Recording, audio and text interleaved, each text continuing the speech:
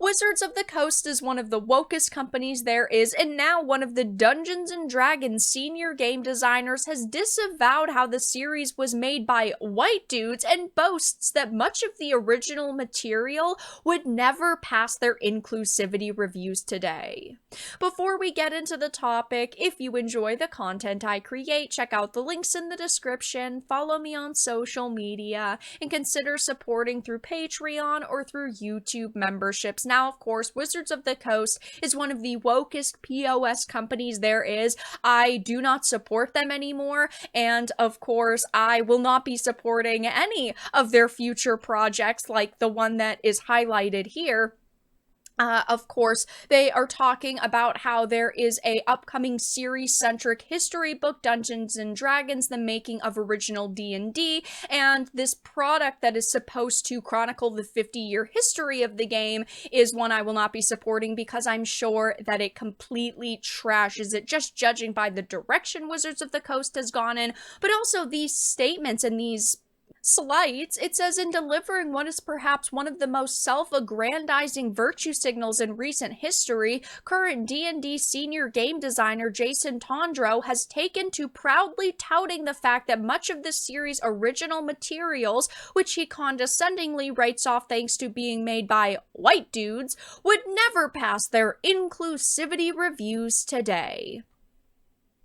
Following a lengthy summary of the book's contents as well as his own history with the franchise, he was eventually met by the observation from someone that it's important to note that this is a historical document, so there are things in here, and it was a different time, so we've had an inclusivity review of all of these materials, multiple. So let's take a step back here, let's clarify. There are materials in original Dungeons & Dragons that would never pass our inclusivity reviews today. Now, they actually previously did a book about the history of the art of Dungeons & Dragons, which doesn't do what this book is doing, but this was years ago before the disclaimers started popping up in everything now. If they published that now, they'd put disclaimers all over it or wouldn't even publish it because they don't want to acknowledge all of the old art and, of course, the beginnings of Dungeons & Dragons, and the majority of stuff that they have claimed is racist isn't even racist. It is only racist because they say it is.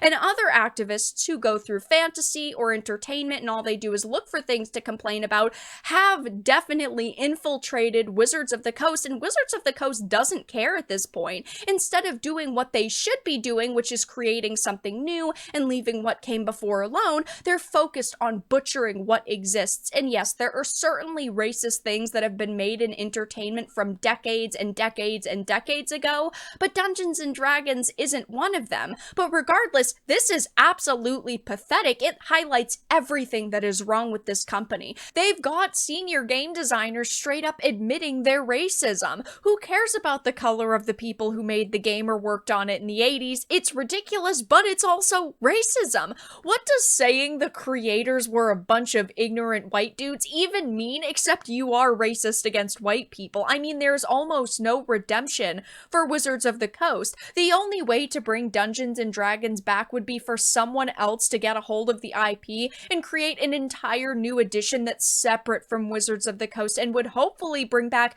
the spirit and essence of what Gygax and Arneson and the writers of second and third editions were trying to make. But clearly what Wizards of the Coast is doing now is focusing on what fake fans want, not what real fans want, and making good products, simply progressive products, because there's been so many situations where we've heard of creatives basically being bullied into apologizing over minute things or content being erased because they've deemed it offensive.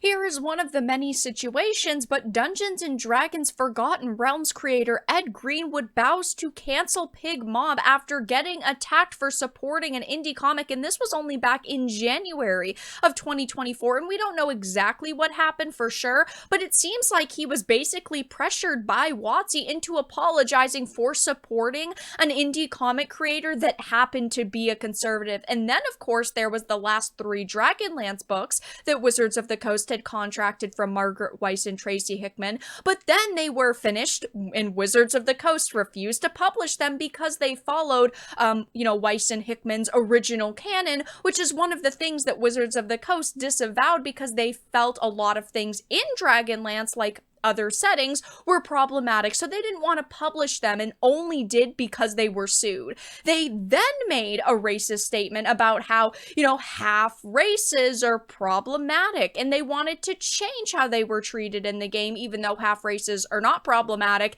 and are actually real. There are people that are more than one ethnicity in this world, but they were literally making racist comments against mixed-born people, just like they're doing now with,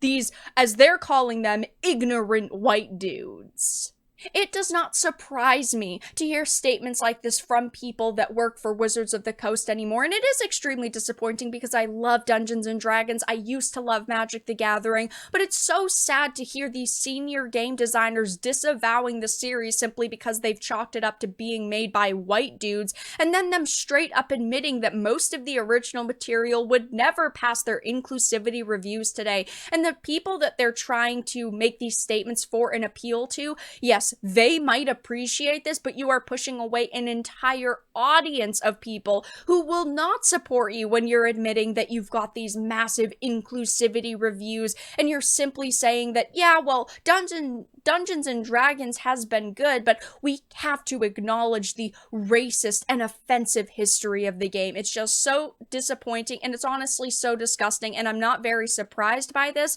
but that doesn't mean that it is acceptable or that we should ignore it, because we do need to be calling out Wizards of the Coast for BS like this. But that's all that I really had to discuss in this video. Let everyone know your thoughts in the comment section below. If you enjoyed this, give it a like, and if you didn't, give it a dislike. I appreciate your support either way, but I will talk to you all again in the next video really soon.